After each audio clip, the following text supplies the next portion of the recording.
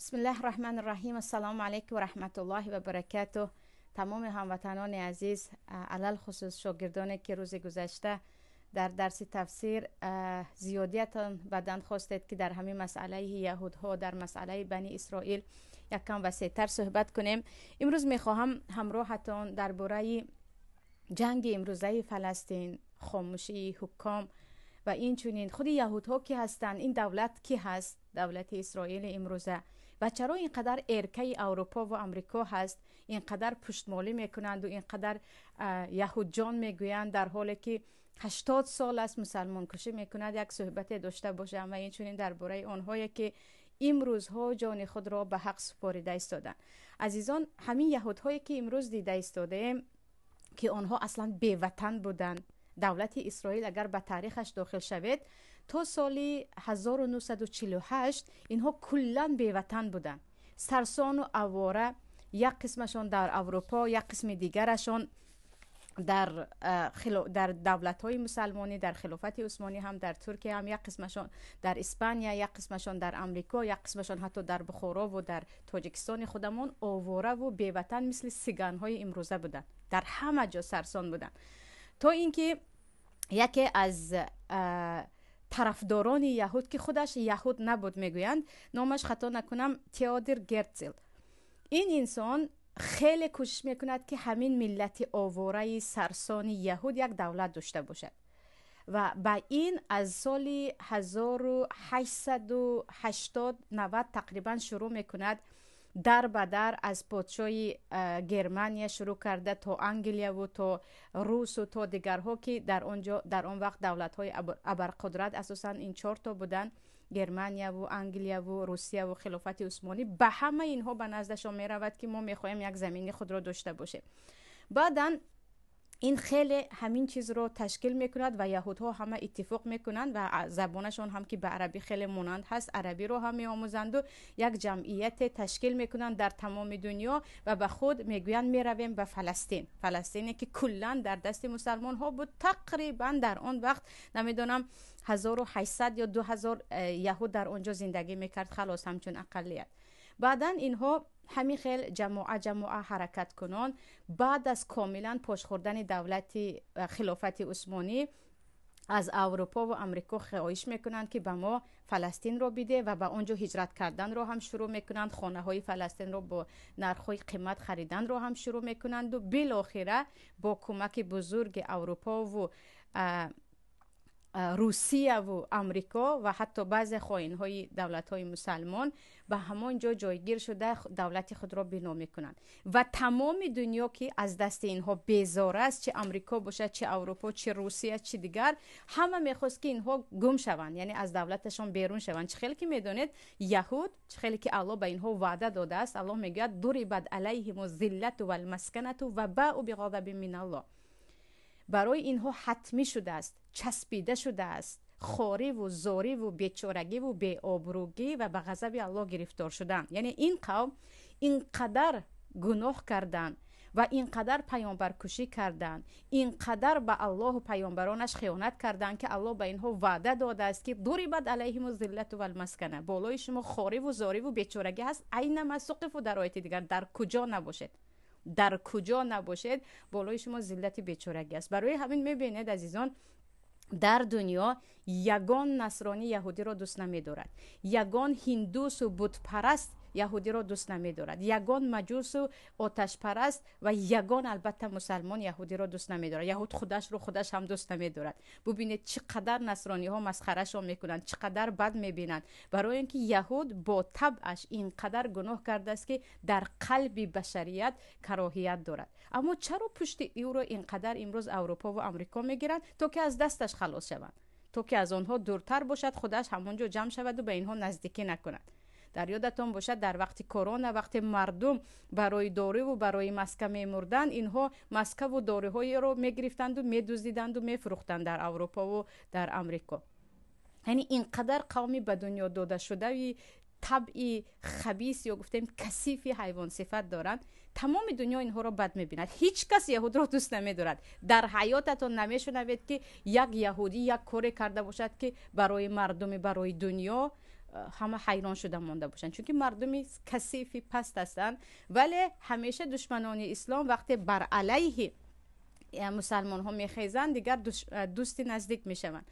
و همین یهودهایی که الله خارشان کند، اگر به قرآن نگاه کرده بودیم همین ها بودند که به پیامبرشان عیسی گفته بودند اذهب انت و ربک و قاتلا ان هؤلاء قاعدون. ای موسی تو و خدایت با آن دشمن الله وقتی نصب باشد یا ببخشید شاید خطا کنم با آن بی جنگ ما اینجا می نشینیم. یعنی اینها حتی جرأت جنگ کردن ندارن و امروز اروپا در پشتشان نایستد یا آمریکا، اینها هیچ هستند. اینها یک قدم برای دفاع از جان خودشان بر نمیخیزند مگر اینکه در پشتشان یهود دیگر اروپا و امریکا باشند. و همین یهودها هستند که حضرت عیسی را برای به قتل رسانیدن با امپراتوری کافری آن زمانه که خدا را خدا میگفت یک جا شده بودند و عیسی را برای به صلیب کشیدن اتفاق کردند که و مکروا و مکر الله و الله مکر آنها را به عقب گردانید و عیسی را به بالا گرفت و به جای عیسی یکی از شاگردان حضرت عیسی علیه السلام را آنها صلیب کشیدند. یعنی همین ها بودند که با یک امپراتوری کافری آن زمانه یک جای شدند و عیسی پیامبر رو برای به قتل رسانیدن مشارکت کردند. و البته از شما دور نیست قصه ای که پیامبر رو جادو کردند، قصه ای که به پیامبر گوشت زهردار دادن، قصه ای که به بالای پیامبر میخواستند سنگ پرتویند و پیامبر رو بکشند تا اینکه پیامبر رو الله خبردار کرد و تمام یهودانی که در جزیره عرب بودند، قینقا و نظیر و اینها رو همشان را از آنجا پیامبر با خواری و با شرمندگی و با یک حالتی از همه پست انسانیت از آنجا خارجشان کردن که خوار و مظلوم از آنجا برآمده رفته بودند.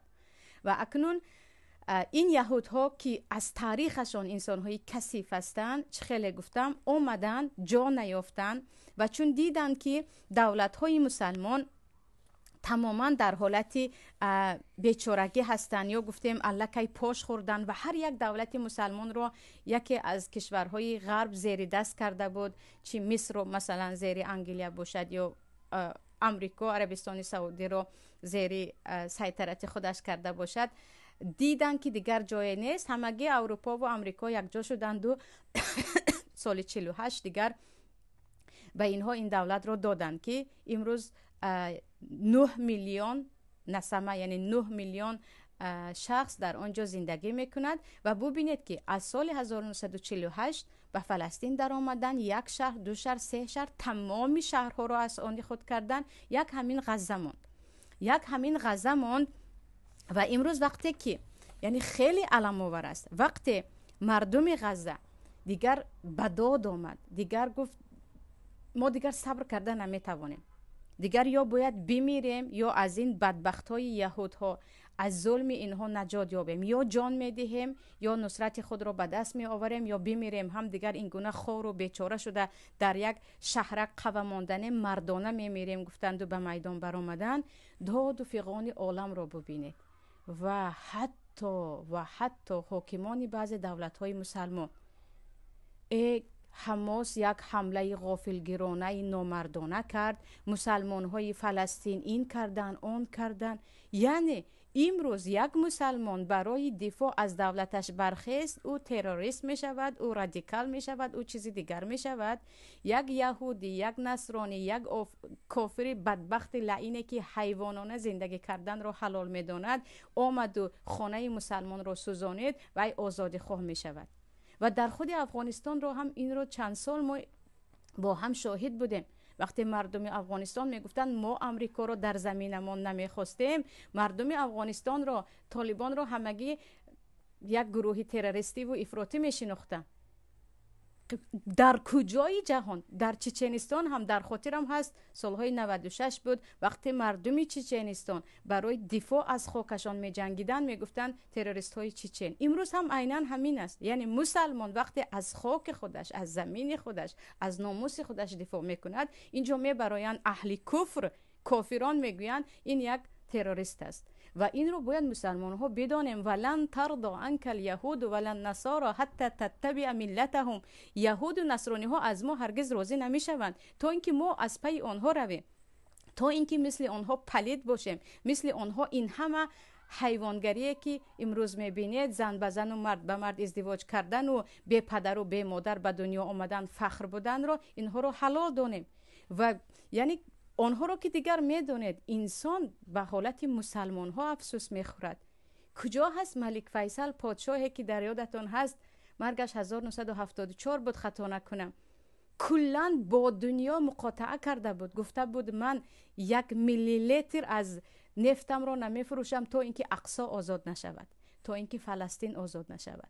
من به کسی نفت نمیفروشم، من به کسی بنزین نمیدهم. که حتی خوش آمدگویان به داخل خانهش آمده بودن که به ما بنزین ده، امریکا دیگر به اسب و به عربه راه میگردد، حالت ما را ببین. گفته بود من اول آزادی اقصی را میخواهم، تا اینکه او را هم کشتن.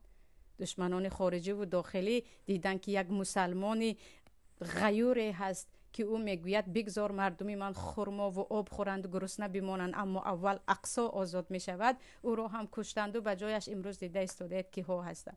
یعنی ببینید احوال ما چی است. زیادی ها میگویند آخر ما هیچ قدرت نداریم، هیچ قوت نداریم، چیکار کنیم؟ حداقل به زبانتون حداقل بگویید که فلسطین مظلوم است. آنهایی که در آنجا امروز خون میدهند و جان میدهند، زن و مرد و کودک بزرگ، آنها شهید هستند.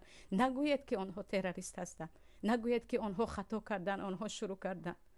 حداقل با زبان هم گفتن نمیتوانیم که بگوییم که اسرائیل ظالم است. اروپا و امریکا که امروز کودک اسرائیل و زن اسرائیل گویان اینقدر داد و فغان میکند، 80 سال است خون کودکانی یتیم فلسطین رو می نوشد. 80 سال است بالای آنها ظلم میکنند. چرا این رو نادیده گیری میکنیم؟ یعنی من حیران هستم چند گمراه نما هستند، شعرها نوشتند فلسطین تاجیکستان است، چیز دیگر. ما در اسلام ملتچگی نداریم. ما در اسلام من تاجیکم و من ازبکم و من عربم نداریم.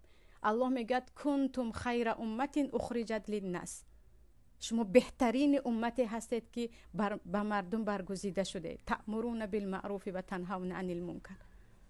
ما همچون امت شناخته شده ایم. پیامبر صلی الله علیه و سلم وقتی 70 نفر از صحابه رو یک باره میکشند، 1 ماه بعد از نماز بامداد راست میستند و دعا میکنند.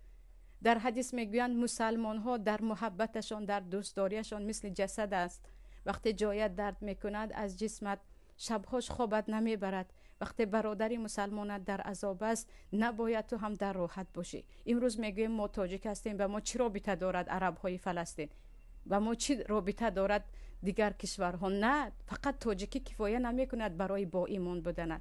تو باید امت باشی، تو باید برای خواهر و برادر مسلمانت بسوزی و حداقل با زبانت بگویی که امروز مردم فلسطین دفاع میکند از جانش، دفاع میکند از ناموسش و آنها میگویند یا مردانه بمیریم یا اینکه بالای اینها نصرت بیابیم. اما درباره آنهایی که کودکانی که دیدید مکتب ها رو بمباران کردن، بیمارستان را با 1000 و چند شهیدش 2-3 روز گذشته، عزیزان ببینید اگر یک مسلمان یک مکتب کفار رو اگر سوزاند، تمام دنیا به پا می ایستد. حتی مسلمان ها هم، حتی حاکمان مسلمان ها هم داد فغان میزنند که این مسلمان رفت و یک مکتب رو سوزانی، در حالی که مسلمان ها هرگز یگان مکتب رو تا امروز نسوزاندن. اما بیمارستان رو با بیمارانش نابود کردن، همه خاموشن. عجیب است، همه خاموشن. آنهایی که گپ میزنند خیلی گپ کم هستند. تو هیچ کار کرده نمیتوانی حداقل صدا برار که آی مردم این ضد انسانگری است. کجا است آن قانون حمایت بشر؟ حمایت حقوق انسان. ما در دنیا حمایت حقوق انسان نداریم. ما در دنیا حمایت حقوق انسان‌های کافر داریم. انسان کافر بالایش بلای آمد، حقوق انسان آنجا پایدار می شود. وقتی بالای مسلمان ها همه مصیبت ها آمد، دیگر کسی در این باره چیز نمیگه. برای همین مسلمان ها باید زیرک شوید. باور نکنید به حمایت حقوق بشر و انسانیتی که کفار این را برپا کردن. آنها فقط برای خودشان است، برای من و شما نیست، برای مسلمان ها نیست. مسلمان هرگز نباید به امید حمایت آنها شود. و وقتی به تاریخ نگاه میکنیم، همان زمانی که خلافت عثمانی به فرانسه باور کرد، به سفیر آنها باور کرد، همان روزی که تقلید به آنها کردن، خواری و ذلت بالایشان آمد، پاش خوردن، نابود شدن، حال اومد به امروزه روز گرفتار شد. اما عزیزان، درباره شهدا یا آنهایی که جان داده ایستادن دیروز در درس هم گفتم که چند روز پیش با یکی از شاگردان در درس بودیم، میگوید استاد بگو ما خوشبخت‌تر هستیم یا آنهایی که در فلسطین امروز جان میدهند؟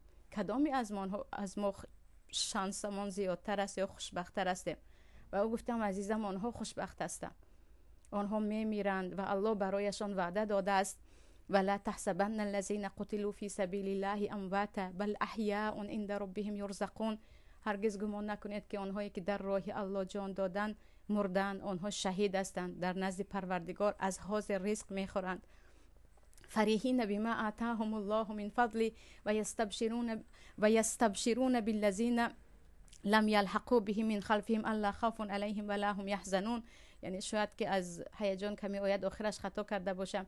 و آنها بعد از شهادت خود خیلی خوشحال هستند و میگویند ای آنهایی که در دنیا از شهید شدن میترسید بیایید، یگان جای ترس نیست و یگانه از مرده ها شهید است که به پروردگار میگوید پروردگار است، فقط یک خواهش دارم به دنیا برگردان تا که بار دیگر لذت شهادت را بچشم، بار دیگر در راه الله جان بدهم، در راه تو جان بدهم، بعد از آن نعمتی که آنها در نزد پروردگار میبینند. ان شاء الله تمام خواهر و برادران و پیر و کودکی که امروز در غزه جان میدهد به اذن الله شهید است، شهدایی که اهل بهشت آنها را انتظار هستند و برای آنها چه خیلی که در حدیث آمده است عذاب قبر نیست، برای همین شهید نشسته می شود، نه کفن کرده می شود، چون او شهید راه الله هست.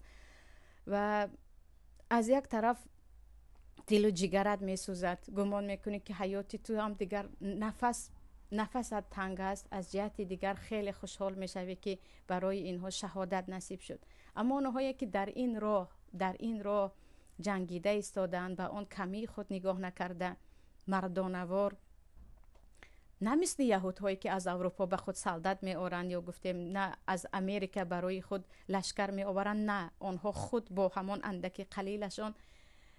در ما حدیث در طبرانی از پیامبر صلی الله علیه و سلم میگویند تا روز قیامت گروه از امتی من در راه حق هستند، آنها بالای دشمن غلبه میکنند و دشمن همیشه از آنها میترسد، کسی آنها را نابود کرده نمیتواند مگر بعضی بیماری ها و کمبغلی. وقتی از پیامبر پرسیده میشوند پیامبر الله کی هستند این طایفه خوشبخت؟ پیامبر میگویند بی بیت المقدس و اکناف بیت المقدس،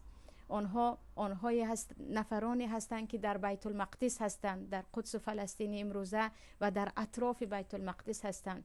ان شاء الله این طایفه ظاهرین علی الحق هستند، بالای حق ظاهر می شوند، غلبه می کنند. شاید دیرتر باشد اما وعده الله هست که پروردگار یهودان را نابود می کند، ذلت و خواری بالایشان می آید.